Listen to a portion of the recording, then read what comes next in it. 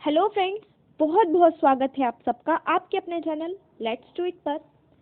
दोस्तों, जैसा कि आप सभी लोग जानते हैं, हम यहाँ डेली सीटेट का पेपर एनालिसिस करते हैं, उसे डिस्कस करते हैं, क्वेश्चन किस तरह से पूछे गए थे और किन टॉपिक्स से आए थे।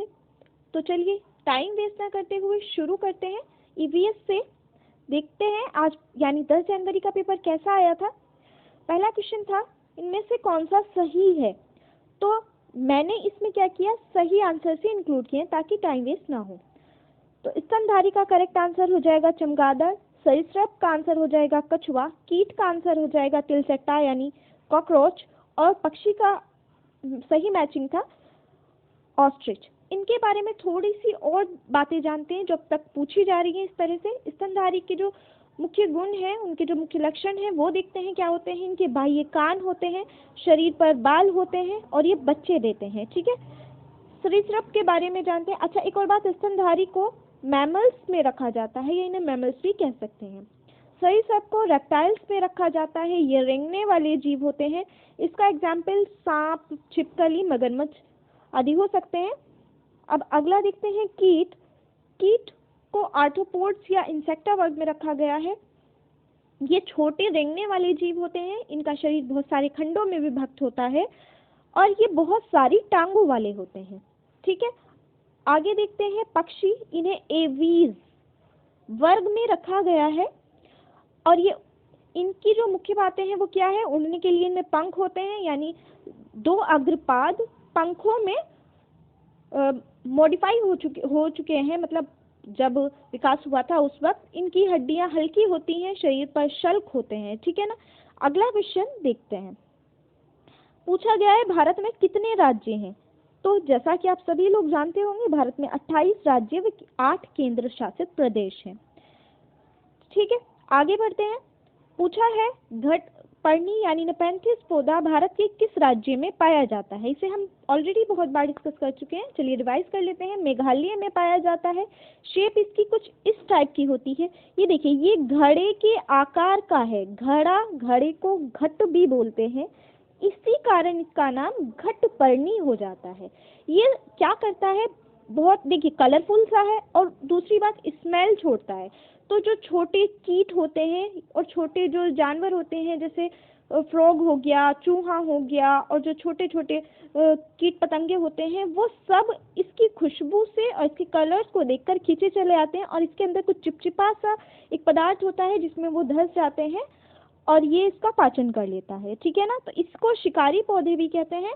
अच्छा, भारत में पूछे तो ये मेघालय में पाया जाता है। भारत के अलावा पूछे तो ये ऑस्ट्रेलिया व इंडोनेशिया में भी पाया जाता है। ठीक है, फिर इसके अलावा जो शिकारी पौधों के एग्जाम्पल हैं वो यूट्रिकुलेरिया और ड्रोसेरा। ठीक है, आगे बढ़ते हैं।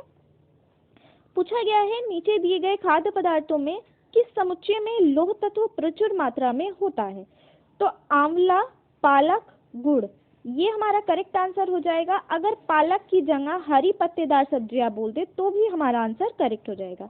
अच्छा, ये पूछ लेता है कभी कभी कि लौह तत्व की कमी से कौन सा रोग हो जाता है। तो लौह तत्व की कमी से एनीमिया रोग हो जाता है यानी खून की कमी। ठीक है, आगे बढ़ते हैं।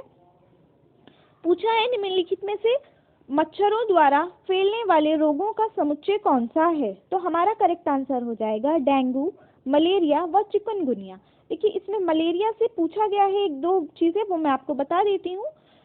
देखिए, मलेरिया किससे होता है, मादा एनोफिलीज मच्छर द्वारा होता है। इसकी खोज रोनाल्ड रोस ने की थी और इसी खोज से मतलब उन्होंने मादा एनोफिलीज मच्छर का पूरा लाइफ साइकिल बताया था और इसी के लिए उन्हें 1902 में नोबेल पुरस्कार मिला था। आगे बढ़ते हैं। पूछा गया है कर्णम मल्लेश्वरी का संबंध वेट लिफ्टिंग से है। इन्होंने भारत के बाहर 29 मेडल जीते हैं। ये किस राज्य की हैं। तो ये आंध्र प्रदेश की हैं और अगर वैसे भी स्थान पूछ ले तो नर्मदा से हैं ये। ठीक है, और ये तो हम क्वेश्चन से ही समझ चुके हैं, ये वेट लिफ्टर है और ये 130 किलो का वेट उठा सकती हैं। ठीक, आगे बढ़ते हैं। क्वेश्चन आया था आज फिर से रेगिस्तानी ओक के बारे में पूछा गया था। रेगिस्तानी ओक के बारे में पढ़ते हैं क्या है। रेगिस्तानी ओक एक वृक्ष है जिसकी ऊंचाई हमारी कक्षा के कमरे के लगभग बराबर यानी 4 मीटर की होती है। ये बिल्कुल सही है। अच्छा, राजस्थानी ओक आप देख सकते हैं कुछ इस तरह का होता है। अगला देखते हैं, इस वृक्ष की जड़ें नीचे वृक्ष की ऊंचाई के लगभग 3 गुनी गहराई तक जमीन में भीतर जाती हैं जब तक कि पानी तक ना पहुंच जाए। बिल्कुल सही बात है ये भी। फिर है, इस वृक्ष के तने में पानी एकत्रित होता है। सही है। फिर बोला है, यह वृक्ष अबू धाबी में पाया जाता है। यही हमारा करेक्ट आंसर हो जाएगा, क्योंकि उसने नेगेटिव पूछा था, यानी जो सही नहीं है हमें वो बताना था। तो यह वृक्ष ऑस्ट्रेलिया में पाया जाता है, अबू धाबी में नहीं। तो यही हमारा करेक्ट आंसर होगा। आगे देखते हैं, पूछा है पटना के सापेक्ष चंडीगढ़ किस दिशा में है। तो इसके लिए हम भारत का मैप देखते हैं तब समझते हैं। ये भारत का मैप है, आप देख सकते हैं चंडीगढ़ आपको दिखाई दे रहा होगा, और ये हमारा बिहार है। अगर हमें एग्जैक्ट पोजीशन ना भी पता हो पटना की, तो ये तो पता ही है कि पटना बिहार में है। तो हम यहाँ से देखते हैं, यहाँ से इसकी पोजीशन क्या है। देखिए, पहले दिशाओं को समझते हैं। ये क्या है, उत्तर, दक्षिण, पूरब और पश्चिम, कुछ इस तरह से होती है। तो देखते हैं, बिहार से चंडीगढ़ की पूछी गई है। तो सबसे पहले तो उत्तर है, ऐसे जा रहा है ना, ऊपर है ना, ऊपर की साइड जा रहा है, तो उत्तर हो जाएगा। और उसके अलावा इधर साइड जा रहा है, यानी इधर साइड जा रहा है और ऐसे जा रहा है, तो उत्तर, और ये क्या हो जाएगा, पश्चिम। तो हमारा आंसर हो जाएगा उत्तर पश्चिम। चेक करते हैं, हाँ यही हमारा करेक्ट आंसर होगा।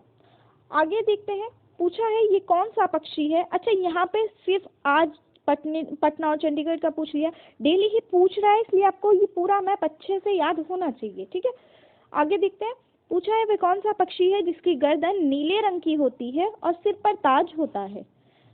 तो हमारा आंसर मोर हो जाएगा, ये तो सभी को पता है। इसके बारे में जो और चीजें हैं जो पूछ सकता है वो देखते हैं। इसे राष्ट्रीय पक्षी कब घोषित किया गया, 1963 में। मोर की पूंछ को क्या कहा जाता है, कपाल कहा जाता है। राष्ट्रीय मोर दिवस 12 नवंबर को मनाया जाता है। अच्छा, आज मोर से पूछा है, लेकिन डेली ही किसी ना किसी पक्षी से क्वेश्चन पूछ रहा है, इसलिए थोड़ा सा जान लेते हैं। उल्लू के बारे में हमें पता है, रात्रिचर प्राणी है, झटके से गर्दन को आगे पीछे करता है। सॉरी, उल्लू से रात्रिचर प्राणी है, झटके से गर्दन को आगे पीछे मैना करती है, उल्लू नहीं। ठीक है, इंडियन रॉबिन बर्ड पत्थरों के बीच में घोंसला बनाता है। कोवा पेड़ की ऊंची डाल पर घोंसला बनाता है। फाख्ता कटीली झाड़ियों के बीच में घोंसला बनाता है। ठीक है, आगे देखते हैं क्या पूछा गया है। पूछा है, मकान मजबूत बांस के खंभों पर बने होते हैं तथा अंदर से भी मकान लकड़ी से ही बनाए जाते हैं। मकान जमीन से लगभग 3 मीटर से 3.5 मीटर ऊंचाई पर बने होते हैं। मकान की छत ढालू होती है। इस गांव में बरसात भारी होती है। ये गांव किस राज्य में होना चाहिए। तो देखिए, घर बांस के कुछ इस तरह का है। तो सबसे पहली बात, जहाँ बांस आ जाए, बांस से बने हुए घर आ जाए, ये पूरा ही आप देख सकते हैं, ये बांस से ही बने हुए हैं, उसका करेक्ट आंसर असम हो जाएगा। तो यही हमारा करेक्ट आंसर होगा। फिर आगे देखते हैं, सीडीपी के क्वेश्चन डिस्कस करते हैं। सीडीपी से जो क्वेश्चन पूछे गए थे, आज पियाजे की चारों अवस्थाओं से क्वेश्चन पूछे गए थे। वाइगॉत्स्की से पूछा गया था कि सामाजिक सांस्कृतिक सिद्धांत किसने दिया। आप सभी लोग जानते हैं वाइगॉत्स्की ने दिया है। अच्छा, वाइगॉत्स्की ने बालक का स्वयं से बातें करने को प्राइवेट स्पीच कहा है, ये भी आपको पता होना चाहिए। कॉलबर्ग से क्वेश्चन आया था, राष्ट्रीय शिक्षा नीति 2020 से डेली आ रहा है। और एनसीएफ 2005 पूछा गया था, एनसीएफ 2005 किस पर बल देती है। तो आंसर था शिक्षा बिना बोझ के। ये किसने कहा था, यशपाल समिति ने कहा था। ठीक है ना। तो आगे देखते हैं मैथ्स के क्वेश्चन। मैथ्स में आज फिर से देखिए, गणितीय क्षमता बहुत बार मैं रिवाइज करा चुकी हूँ। डिसकैलकुलिया आज फिर से चारों डिस्कस कर लेते हैं। डिसलेक्सिया पढ़ने संबंधी विकार, डिस्ग्राफिया लेखन संबंधी विकार, डिसकैलकुलिया गणित संबंधी विकार, डिस्प्लेजिया वाक क्षमता संबंधी विकार। इसको याद करने की ट्रिक मैं आपको कल बता चुकी हूँ। जिन्हें नहीं पता वो कल की वीडियो देख सकते हैं। कल का पेपर जिन्होंने समझा होगा उन्हें ये याद होगी। ठीक है, वैन हीले से पूछा गया, इसके ज्यामितीय स्तर पूछे थे, तो एक बार फिर से रिवाइज कर लेते हैं। थोड़ा सा ये ब्लर हो रहा है, बट मैं बोल रही हूँ, आई होप आपको समझ आ जाएगा। ये पहला स्तर है चाक्षुषीकरण। इसमें क्या होता है, बच्चा पहचानने लगता है, वो नाम बताने लगता है। दूसरा विश्लेषण, फिर ये आकृति की विशेषता बताने लगता है। फिर है अनौपचारिक निगमन, ये विशेषताओं में संबंध बताने लगता है बच्चा इस स्टेज पर आकर, और लास्ट में है औपचारिक निगमन, इसमें सत्यापन करने लगता है। ठीक है, और क्वेश्चन क्या आया था, सेंटीमीटर को मीटर में बदलने के लिए आया था। मतलब एक एक डिजिट दी गई थी कि इतना सेंटीमीटर है, उसे ये कितना मीटर हो जाएगा, इस तरह से पूछा गया था। फिर शब्दों में लिखी गई संख्या को अंकों में लिखने के लिए आया था। आयत परिमाप से क्वेश्चन आज पूछा गया था, और धारिता से सवाल आज पूछा गया था। ठीक है ना, आगे देखते हैं हिंदी से। हिंदी में उपहार का समानार्थी पूछा था। तो उपहार का समानार्थी अनुदान, तोहफा, नजराना, इस टाइप से कुछ भी हो सकता है, जो आपके ऑप्शन में था, आप देख सकते हैं। अच्छा, समानार्थी पर्यायवाची को ही कहते हैं, कंफ्यूजन नहीं होना चाहिए। ठीक है, संधि विच्छेद आया था। अनुभूति का भाषा विकास से क्वेश्चन आए थे। नॉम चॉम्स्की से आया था। नॉम चॉम्स्की के बारे में इंपॉर्टेंट बात आपको पता होना चाहिए कि नॉम चॉम्स्की ने कहा था भाषा का अर्जन जन्मजात होता है। ठीक है ना, तो बस आज के लिए इतना ही। आई होप आप सबको अच्छे से समझ आ गया होगा, कोई डाउट नहीं रहना चाहिए। आपको कुछ भी पूछना है आप कमेंट में मुझसे पूछ सकते हैं, मैं आपकी हेल्प करने की पूरी कोशिश करूँगी। और मेरी वीडियोस पसंद आ रही हैं, प्लीज़ लाइक कीजिए, अपने दोस्तों के साथ शेयर कीजिए, और प्लीज़ प्लीज़ मेरा चैनल सब्सक्राइब कीजिए। मुझे आप लोगों के सपोर्ट की बहुत बहुत ज़रूरत है, प्लीज़ मुझे सपोर्ट कीजिए। तो मिलते हैं अगली वीडियो में, तब तक के लिए अच्छे से पढ़ते रहिए, और मेरी ऊपर वाले से यही दुआ है आप सबका पेपर बहुत अच्छा हो और फर्स्ट अटेम्प्ट में ही क्लियर हो जाए। और